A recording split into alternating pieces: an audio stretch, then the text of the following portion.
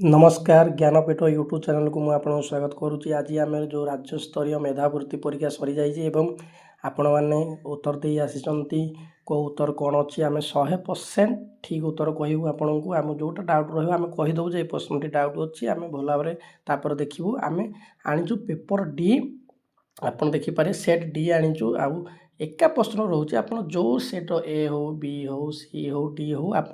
मिले पारे खाली नंबरिंगटा अलग रोचे हेल्ले प्रश्न एका रोचे आप देखिपारे आज प्रश्न सेट डी रो देखिए आपण कौन कौन प्रश्न आसी सर 1 नंबर प्रश्न जो देखिए निम्नलिखित मध्यरु केउटी भारतर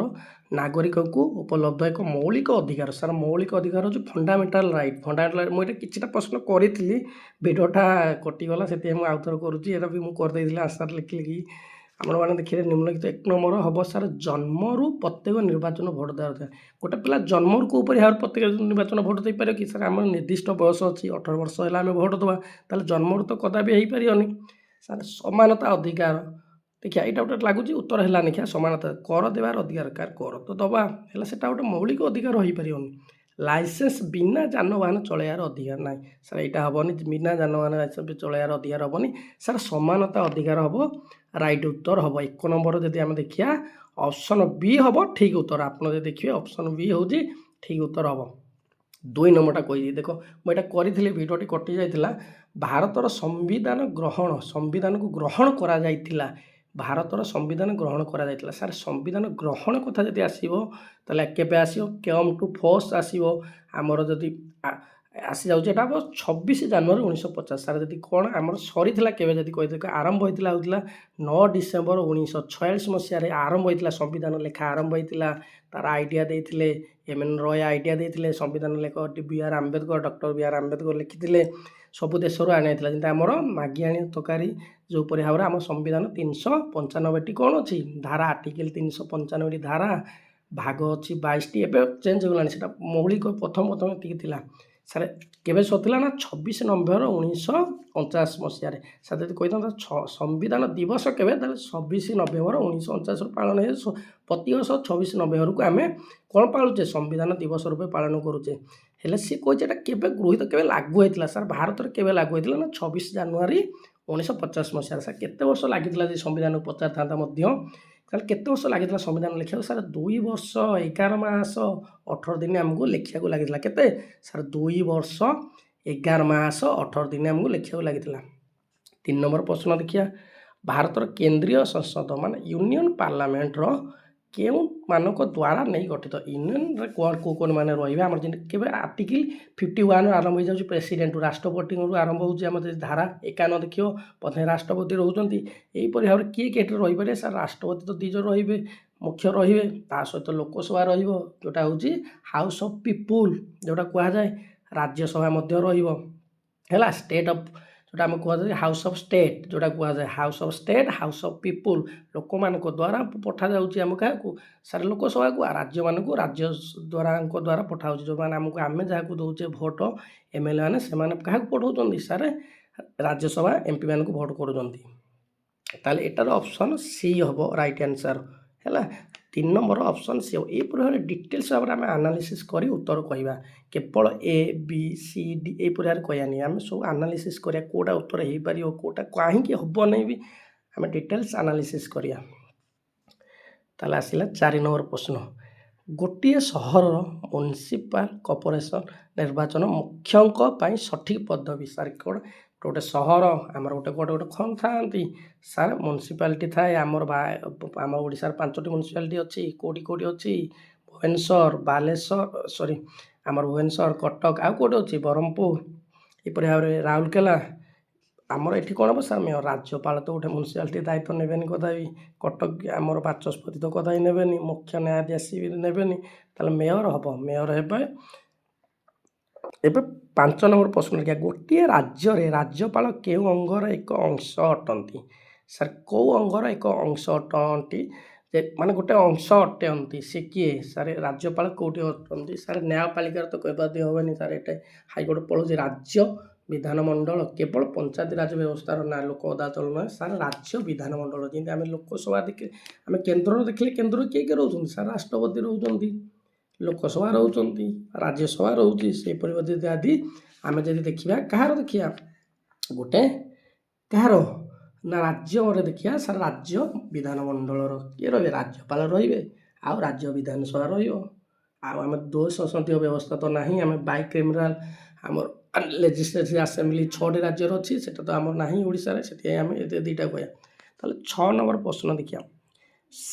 ସମ୍ବିଧାନର ରାଜ୍ୟ ନୀତି ନିର୍ଦ୍ଦେଶକ ତତ୍ତ୍ୱ ବା DPSP ପ୍ରଧାନତଃ କାହିଁକି ସମ୍ମିଳିତ କରାଯାଇଛି। ସାର୍ DPSPଟା ରଖାହେଇଛି କାହିଁକି ସାର୍ ଯେଉଁଟା ଆର୍ଟିକଲ 36ରୁ 51 ଆପଣ ଯଦି ଧାରା ପଢ଼ିଥାଏ ଧାରା ହେଉଛି 36ରୁ 51 ଆର୍ଟିକଲ 36ରୁ 51 କାହିଁକି ରଖାହେଇଛି ନା DPSP ରଖିବାର ମୂଳ କାରଣ ହେଉଛି କିଛି ରାଜ୍ୟମାନଙ୍କୁ ତାଙ୍କ ଅଧିକାର ଦିଆଯାଇଛି ତୁମେ ଏଇ ନିଷ୍ପତ୍ତି ନେଇପାରିବ, କିଛି କେନ୍ଦ୍ର ଉପରେ ନିଷ୍ପତ୍ତି ନେବାର କୌଣସି ଅଧିକାର ନାହିଁ, ଆପଣ ନିଷ୍ପତ୍ତି ନିଜେ ନେଇପାରିବେ। ଆପଣ କ'ଣ ଗୋଟେ ଷ୍ଟେଟ୍ କେଉଁ ପରିବାର ପ୍ରମୋଟ୍ କରିବାକୁ ଚାହୁଁଛନ୍ତି, ଆପଣ କିଛି କେଉଁଠି ଆମର ୱେଲଫେୟାର କ୍ଷେତ୍ରରେ ହେଉ ସେ ଷ୍ଟେଟ୍ର କିଛି ଗରିବ ଆପଣ ଯାହା ଦେଇପାରେ ସେଟା ଆପଣଙ୍କ ଉପରେ ନିର୍ଭର କରେ, ସେଟା DPSPରେ ଯାଉଛି। DPSPର ଧାରା ଯଦି ଆପଣଙ୍କୁ ପଚାରିଥାନ୍ତା ବି DPSPର ଧାରା ହେଉଛି 36ରୁ 51 ଧାରା ହେଉଛି DPSP। ତାହେଲେ ଏଠି କ'ଣ ରହୁଛି ନା 1 ନମ୍ବର ଏ ରହୁଛି ରାଇଟ୍ ଆନ୍ସର ନା ସାର୍ବଜନୀନ କଲ୍ୟାଣ ପାଇଁ ଆଇନ ଓ ନୀତି ତିଆରି କରିବାର ସରକାରଙ୍କୁ ମାର୍ଗଦର୍ଶନ କରିବାକୁ। ସାର୍ ଯଦି ଆପରେ ଆଉ ଗୋଟେ ପଚାରନ୍ତି ସାର୍ ଗୋଟେ DPSP ଧର ଆମର ଗୋଟେ ରାଜ୍ୟରେ ଜଣେ ଆଇନ କରିଦେଇକି ଯାଇଛନ୍ତି ପୂର୍ବ ସରକାର DPSPରେ ଆମର ଫଣ୍ଡାମେଣ୍ଟାଲ ନାହିଁ ଆମର ରାଇଟ୍ରେ ଆମର କେଉଁଠି କହିଲେ ନା DPSPରେ ଧାରା ଅନୁସାରେ କରିଛନ୍ତି। ଆମର ବିଭିନ୍ନ ଅଛି 36ରୁ 51 ଭିତରେ ସବୁ ପ୍ରକାର ଜିନିଷ ଲେଖା ହେଇଛି। ଏଠି ଆପଣ ଯଦି ଭଲ ଭାବରେ ପଢ଼ିଥିବେ ଜାଣିଥିବେ ମଧ୍ୟ ଯଦି ଆମକୁ କହିଦେଉ ଗୋଟେ ସରକାର ଦେଇଛି ସାର୍ ଆମର ସୁଭଦ୍ରା ଯୋଜନା ଯେମିତି ଏବେ ଗୋଟେ ସରକାର ହେଇଛି ସାର୍ ଆର ଯିଏ ଗଭର୍ଣ୍ଣମେଣ୍ଟ ଆସିବ ସେଇଟାକୁ ରଖିବ ନ ରଖିବ ଏଇଟା ତା ବ୍ୟକ୍ତିଗତ ଭାବନା, ସେଇଟା DPSP ଉପରେ ତାର ଅଣ୍ଡରରେ ଆସିଛି, କାରଣ ସିଏ ଦେବ ନ ଦେବ ସେଇଟା ତା ଆମର ତାକୁ ତୁମେ କହିପାରିବନି। DPSPକି ନେଇକି ଦେଖ ପିଲାମାନେ ତୁମେ ଶୁଣିଥାଅ ତାକୁ ନେଇ କୌଣସି କେସ୍ ମଧ୍ୟ କହିପାରେ ସାର୍ ସିଏ ଦେଉଥିଲା ଇଏ କମ୍ ଦେଲାନି ଆମେ ଗୋଟେ କେସ୍ କରିଦେବା ନାହିଁ, ସେଇଟା ହେଇପାରିବନି। କାରଣ DPSP ହେଉଛି ସେଇ ଗଭର୍ଣ୍ଣମେଣ୍ଟ ସେଇ କାଳ ଯେଉଁ ଗଭର୍ଣ୍ଣମେଣ୍ଟ ଥିବ ତା ନିଜର ଇଚ୍ଛା ହେଲା, ସେଥିପାଇଁ ତାକୁ DPSPକୁ ନେଇ କୌଣସି କେସ୍ ହେଇପାରିବନି। ଯଦି ଫଣ୍ଡାମେଣ୍ଟାଲ ରାଇଟ୍ରେ ଅଛି ଆମର ଆମେ କେସ୍ କରିପାରିବା, ଆର୍ଟିକଲରେ ଅଛି ସାର୍ ଏଇଟା ଥିଲା ଆମକୁ କାହିଁକି ଦିଆହେଲାନି, ଇକ୍ୱାଲ୍ ବିଫୋର୍ ଲ, ଇକ୍ୱାଲ୍ ଅପରଚ୍ୟୁନିଟି, ସେଇପରି ଯେତେ ଆର୍ଟିକଲ ଅଛି ହେଲେ ଆମେ ସାମ୍ବିଧାନିକ ରାଜ୍ୟ ନିର୍ଦ୍ଦେଶକ ଯେଉଁ DPSPରେ କୌଣସି ଆମେ କେସ୍ କରିପାରିବା ନାହିଁ। ଇଏ ଦେଇଥିଲା ସେ ଗଭର୍ଣ୍ଣମେଣ୍ଟ କାହିଁକି ଦେଲାନି, ସିଏ ଦେଇଥିଲା ଏଇ କାହିଁକି ଦେଲାନି, କିଛି କରିପାରିବାନି ସେଥିପାଇଁ। 7 ନମ୍ବର ସେଇ ଏକା ପ୍ରଶ୍ନ 1 ନମ୍ବର ଆପଣ ଯାହା ଉତ୍ତର ପାଇବେ 7 ନମ୍ବର ମଧ୍ୟ ସେଇଆ ଉତ୍ତର ପାଇବେ। 7 ନମ୍ବର ଦେଇଛି ଯେ ଏକ ମୌଳିକ ଅଧିକାର, ସାର୍ ମୌଳିକ ଅଧିକାର ସମାନତାର ଅଧିକାର ହେଲା, ସମାନତାର ଅଧିକାର। ଆଉ ବେଶୀ ମୁଁ ଡିସ୍କସନ୍ କରୁନି, ଏଇଟା ଏ ହେବ ଉତ୍ତର ହେବ ଏ। ତାପରେ ଦେଖିବା 8 ନମ୍ବର ରାଜ୍ୟସଭାକୁ ଆଉ କେଉଁ ନାମରେ ଜଣାଯାଇଛି। ସାର୍ ରାଜ୍ୟସଭାକୁ ଆମେ କେଉଁ ନାମରେ ଜଣାଯାଇଛି ମୁଁ କହିଥିଲି, ଲୋକସଭାଟା ଏବେ କହିଥିଲି ଆପଣଙ୍କୁ ଡିସ୍କସନ୍ କଲାବେଳକୁ କେତେ ନମ୍ବର ପ୍ରଶ୍ନ ସାର୍ 3 ନମ୍ବର ପ୍ରଶ୍ନ ଡିସ୍କସନ୍ କଲାବେଳେ ମୁଁ କହିଥିଲି ସାର୍ ରାଜ୍ୟ ଲୋକସଭାକୁ ଯେମିତି କୁହାଯାଏ ହାଉସ୍ ଅଫ୍ ଦ ପିପୁଲ୍, ଆକୁ ଏମିତି କୁହାଯାଏ କାଉନସିଲ୍ ଅଫ୍ ଷ୍ଟେଟ୍। ଆଉ ଗୋଟେ କୁହାଯାଉଛି house of the lower, house of the low ହେବ Lok Sabha, house of the upper ହେବ ରାଜ୍ୟସଭା, ମାନେ ସେ ଉପରେ। ଯଦି ଆପଣ ଏମିତି ମନେ ରଖିବେ ଯେତେବେଳେ ବି ଯିବେ ସଂସଦ କେବେ ଯାଇଛନ୍ତି ପାର୍ଲାମେଣ୍ଟରେ ଦେଖିବେ ରାଜ୍ୟସଭାଟା ସବୁବେଳେ ଉପରେ ଥିବ ଆଉ ଲୋକସଭାଟା ସବୁବେଳେ ତଳେ ଥିବ ହେଲା। ଆପଣ ଯଦି କେବେ ଯିବେ ଦେଖିପାରିବେ, ଆମେ ବି ଯାଇନୁ ଏଟା ପାଠ ଦ୍ୱାରା କୁହାଯାଇଛି, ଆମେ ବି ଶୁଣିଛୁ, ଆଉ ଆମେ ତ କେବେ ଯାଇନୁ ସଂସଦରେ ବୁଲିବାର ଦେହର ଦିଲ୍ଲୀ ଯାଇନୁ, ସେଥିପାଇଁ ଆପଣ ମଧ୍ୟ ଦେଖିପାରିବେ ହେଲା। ସେଥିପାଇଁ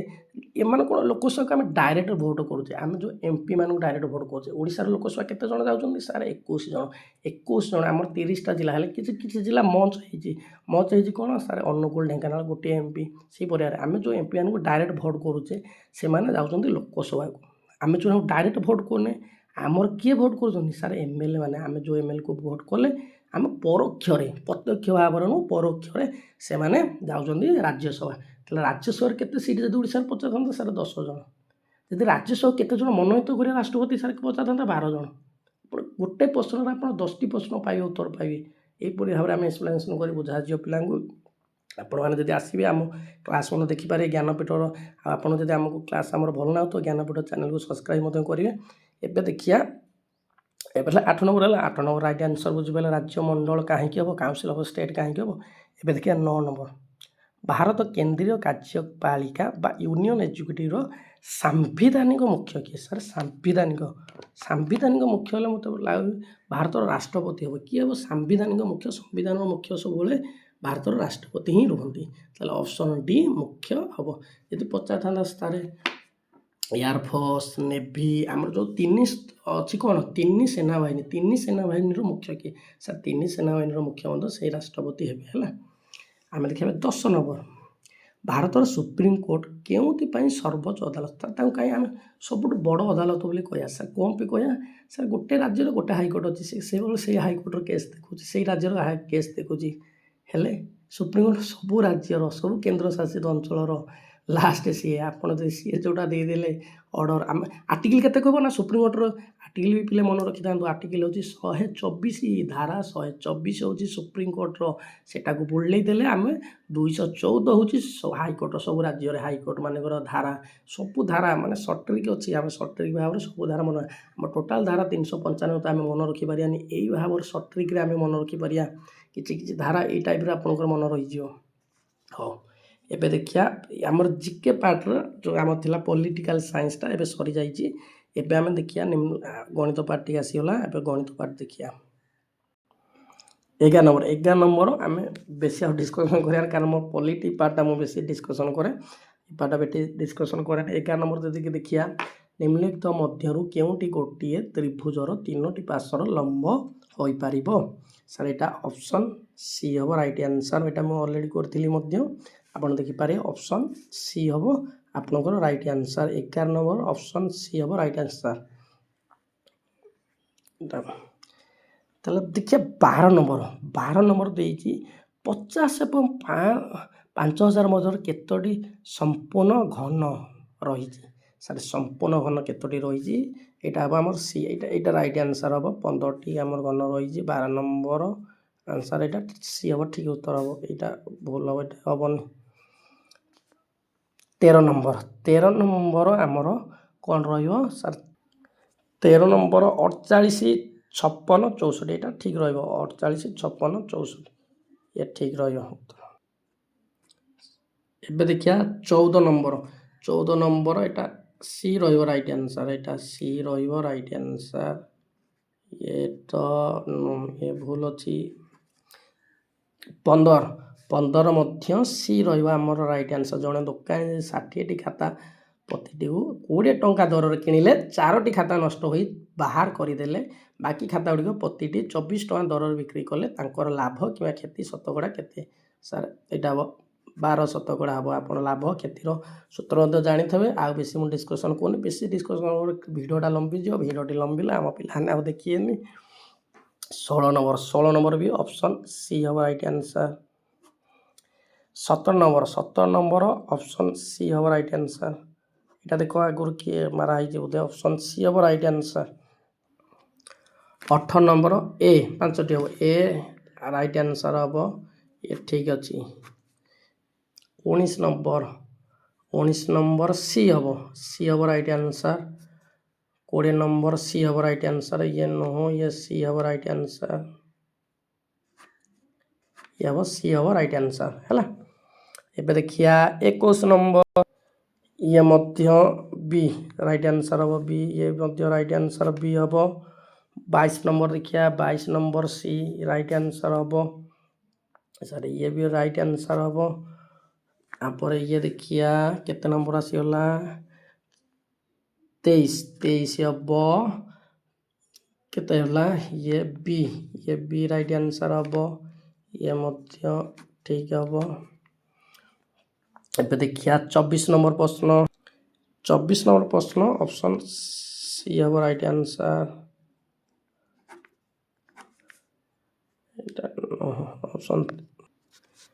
ଏଇଟା ହେବ ବି 25 ନମ୍ବର ମଧ୍ୟ ରାଇଟ୍ ଆନ୍ସର୍ ହେବ। ଏଇଟା କ'ଣ ଏଇଟା 3ଟା ମାରି ଦେଇଛନ୍ତି ଏଇଟା ଡି ହେବ ହେଲା କେତେ ହଳ ଏଇଟା ଡି ହେବ ଏଇଟା ଡି ହେବ। 28 ବି ଏଇଟା ବି ହେବ ରାଇଟ୍ ଆନ୍ସର୍। 29 ଦେଖିବା ଏବେ ଆମେ କେଉଁଟା ରାଇଟ୍ ଆନ୍ସର୍ এটা হব ডি হব রাইট আনসার 30 রাইট আনসার ଅଛି সি ଅଛି রাইট আনসার হব 31 হব চাଳକ হব এটা বিকিରଣ হবনি এটা କ'ଣ হବ ସାର୍ এটা ଚାଳକ ରାଇଟ୍ ଆନ୍ସର୍ ହବ ହେଲା। ତାପରେ ଦେଖିବା 32 ନମ୍ବର 32 33 ସାର୍ ଏଇଟା ଠିକ୍ ଉତ୍ତର ହବ 32 ସି 33 ए हम ठीक आंसर ये हाँ ठीक आंसर हम 34 नंबर देखिए आम जदि ऑप्शन बी हम राइट आंसर ये भी हेनी ऑप्शन बी हम राइट आंसर 35 नंबर देखिए जदि ऑप्शन बी हम राइट आंसर आप 36 नंबर देखिए ऑप्शन सी हम राइट आंसर यहाँ हेनी विद्युत चित्र बल है यहाँ हेनी हाँ यहाँ राइट आंसर हम ऑप्शन सी एवं देखिए 37 नंबर देखिले आम ऑप्शन सी हम राइट आंसर एवं देखिए 38 अब 38 देखिए ये हम ऑप्शन बी ये राइट आंसर हम ऑप्शन बी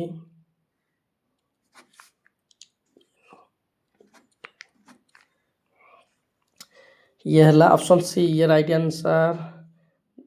जोरा मु पूरा गोल बोले दूची से पिलाटी ठीक से मार्च बोली से गोल बोले दूची सेटा ठीक अच्छे ऑप्शन सी जब कहे मुझे आउथ नाली मारदेवी आपने खाता मिल पारे ऑप्शन सी हम राइट आंसर आपड़ यार पूरा एक्सप्लेनेशन वीडियो देखा चाहते किपर है आम आप गोटे नेक्स्ट क्लास आनिया ये बहुत बड़ वीडियो हो आप 90टा क्वेश्चन आसूँ से बहुत बड़ वीडियो हो आम 10-15टा प्रश्न डेली आनी ना प्राक्ट करदा 2 दिन प्राक्ट करदे आम सरीज कहीं उत्तरटी आम तो पढ़ली अलग भी पूरा डिटेल्स भाव एकाथर बुझे दूसरी कहीं हो 40 नंबर देखिए 40 नंबर आपणकर ऑप्शन सी हम राइट आंसर आउ कि लिखा नहीं तो पिलाटी मारिने बी मार्च मुझे लिखुनी ऑप्शन सी आपको कहीदे जी आप मारदे अवतल दर्पण मारदेवे है ए देखिए 41 नंबर प्रश्न जदि आम 41 नंबर प्रश्न जा बी बी एटा राइट आंसर हम एटा अलरेडी माराई बी हम आम जो 42 नंबर प्रश्न देखा से बी हम एटा बी हम 42 नंबर प्रश्न देखिले सर 43 नंबर देखिले आमर ऑप्शन कौन हम सर ऑप्शन आम ये 4टे जाक कौटे कौन हो पारे ऑप्शन डी हम राइट आंसर ये ऑप्शन डी हम राइट आंसर है यहाँ ये यहाँ बुले दवा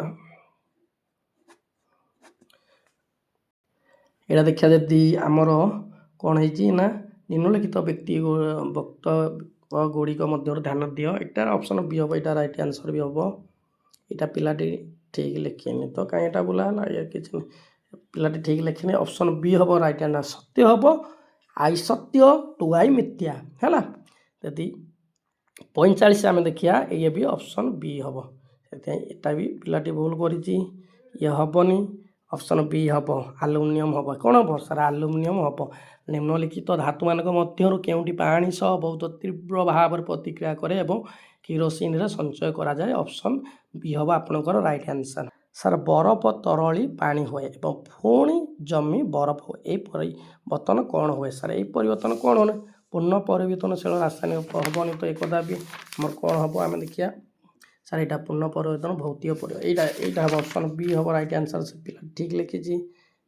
राइट आंसर होगा आमर एवं आम देखा 47 एटार भी ऑप्शन बी हम राइट आंसर है ऑप्शन बी हम राइट आंसर आम देखा जब 48 ऑप्शन बी हम राइट आंसर कौन हम सर ऑप्शन बी हम राइट आंसर है बुझे ऑप्शन बी हम आपंकर राइट आंसर आम बाली और लुणी मिश्रण को अलग करने सर्वोत्तम विधि केउंटी कौन करा केवल अपसाधना एवं ढाली काढ़ा ढाल हाँ यहाँ ऑप्शन डी हम राइट आंसर है यहाँ हेनी ऑप्शन डी हम राइट आंसर एवं देखिए 50 नंबर देखा सर 50 गोटे धातु यहाँ आमर मैग्नेशियम यहाँ ऑप्शन बी हम राइट आंसर आप देखिपारे जब आपको प्रश्न कौन मारी आप निजे देखिपारे 91 दे ऑप्शन बी यहाँ पिला ठीक मार्जी ऑप्शन बी हम राइट आंसर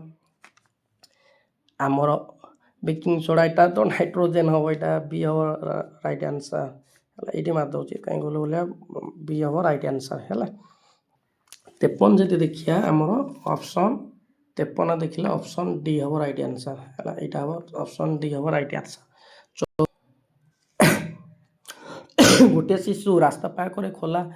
हांडी पानी पीए एवं पर पेट खराब हो अस्वस्थ हो जाए दूषित पानी जल द्वारा साधारणतः क्यों रोग प्रसारित हुए साढ़े झाड़ार गण पर यहाँ ऑप्शन ए हम राइट आंसर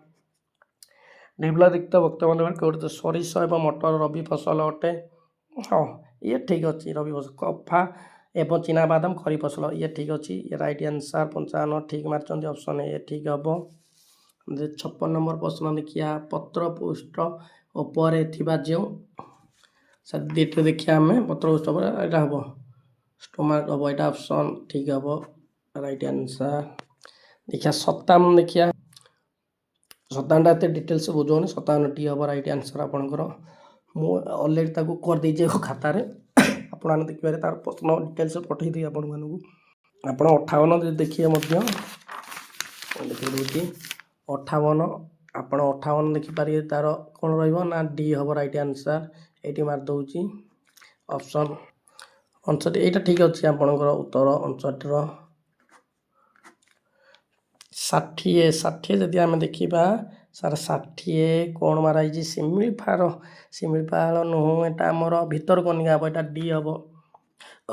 ଅପସନ୍ ଡି ହେବ ରାଇଟ୍ ଆନ୍ସର୍। ଏଇଟା ଅପସନ୍ ଡି ହେବ। ଆମେ 60 ଆପଣ ଯଦି ମୁଁ 61 ନମ୍ବର ପ୍ରଶ୍ନ କହି ଅପସନ୍ ଡି ହେବ ସୁରକ୍ଷା ପାଇଁ ଏକ ଉଚ୍ଚ ଗଛ ତଳେ ଠିଆ ହୁଅ। ଏଇଟା ଅପସନ୍ ଡି ହେବ ରାଇଟ୍ ଆନ୍ସର୍। ଏଇଟା ଅପସନ୍ ଡି ହେବ ରାଇଟ୍ ଆନ୍ସର୍। ଏଇଟା ହେଉଛି ମଟର ଗଛରୁ ବିହନ ଗଠନ ଏଇଟା ହେବ ବି ଅପସନ୍ ଡି ହେବ ରାଇଟ୍ ଆନ୍ସର୍। ଏଇଟା ହେବ ଅପସନ୍ ଏ ହେବ ରାଇଟ୍ ଆନ୍ସର୍। ଏବେ ଦେଖିବା 64 ଦେଇ ଦେଖିବା ଅପସନ୍ ଡି ହେବ ରାଇଟ୍ ଆନ୍ସର୍। ଏଇଟା ଯଦି ଦେଖିବା ଚିଡ଼ିଆଖାନା ଯେ ଏଇଟା ଏ ହେବ। ଏଇଟା ଏ ହେବ ରାଇଟ୍ ଆନ୍ସର୍। ଏଇଟା ହେବ ଡି ଏଇଟା ଡି ହେବ ରାଇଟ୍ ଆନ୍ସର୍ ହେଲା। ଆଉ ମୁଁ ବୁଝଉନି ବୁଝେଇଲେ ଲଙ୍ଗ କ୍ଲାସ୍ଟା ବହୁତ ବଡ଼ ହେଇଯିବ ସେଥିପାଇଁ ଆପଣମାନେ ବି ଦେଖିବେନି। ଯେତେ ଲମ୍ବା ଭିଡ଼ିଓ ହେଲେ ଦେଖୁନାହାନ୍ତି ଯେତେ ସର୍ଟ ଭିଡ଼ିଓ ହେଲେ ଆପଣମାନେ ଅଧିକ ଦେଖୁଛନ୍ତି ଆମେ ବି ଜାଣିପାରୁଛୁ। ଏଇଟା ଯଦି ଦେଖିବା ଆମେ ଅପସନ୍ ଏ ହେବ ଠିକ୍ ଆନ୍ସର୍। ଏଇଟା ବୀର ସୁରେନ୍ଦ୍ର ସାଏ ଏଇଟା ଆମର ହେବ ଆନ୍ଦୋଳନରୁ ତାହାର ସର୍ବାଧିକ ଯୋଗ୍ୟ ନେତା ଅଞ୍ଚଳ ସମ୍ପର୍କ ସହିତ ମିଳନ୍ତୁ ଏବଂ ସଠିକ୍ ବିକଳ୍ପ ବାଛନ୍ତୁ। ଖୋର୍ଦ୍ଧା ପ୍ରତିରୋଧ ଆମର ଜୟ ରାଜଗୁରୁ ଖୋର୍ଦ୍ଧା ବକ୍ସିବନ୍ଧୁ ଦୁଇଟା ବକ୍ସିବନ୍ଧୁ ପାଇକ ବିଦ୍ରୋହ ତାହେଲେ ବୀର ସୁରେନ୍ଦ୍ର ସାହୁ ଏଇଟା ଆମର ଠିକ୍ ଅପସନ୍ ଡି ହେବ ରାଇଟ୍ ଆନ୍ସର୍। 68ର ଅପସନ୍ ଡି ହେବ ରାଇଟ୍ ଆନ୍ସର୍। 69ରୁ ଯଦି ଆମେ ଦେଖିବା ସାର୍ ଏ ହେବ ଅପସନ୍ ବି ହେବ ରାଇଟ୍ ଆନ୍ସର୍। ଅପସନ୍ ବି ହେବ ରାଇଟ୍ ଆନ୍ସର୍। ଅପସନ୍ ବି ହେବ ରାଇଟ୍। 70 ନମ୍ବର ଯଦି ଆମେ ଦେଖିବା 70 ନମ୍ବର ଅପସନ୍ ଡି ହେବ ରାଇଟ୍ ଆନ୍ସର୍। ଅପସନ୍ ଡି ହେବ ରାଇଟ୍ ଆନ୍ସର୍।